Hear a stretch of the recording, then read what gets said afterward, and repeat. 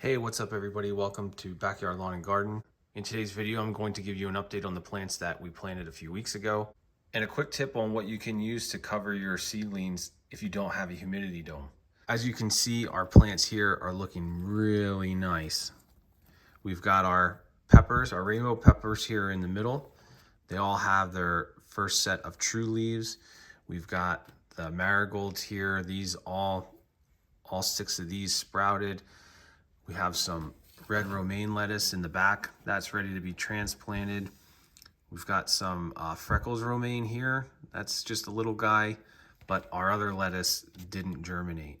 We've got some painted daisies also that didn't germinate. Those didn't germinate because I let the soil get too dry. And then we have our basil here. That looks good, purple basil. And then our regular basil in the back. So far, so good. These all look nice and healthy. Today's quick tip: if you're having problems with the top of the soil drying out before your seeds have a chance to germinate, then there's a common household item that you can use instead of trying to find a humidity dome. That item is plastic wrap.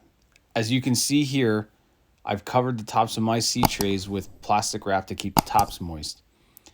As the seeds begin to then germinate, you can either remove the plastic wrap entirely, cut the sections out where you have seedlings, or cut a slit to push the seedlings through, but it all depends on your situation and how you have your seed trays set up. Using plastic wrap is a cheap and effective way to solve your problem if you're having dry soil. If I've solved your problem today, please take a minute to like, share, comment, and subscribe.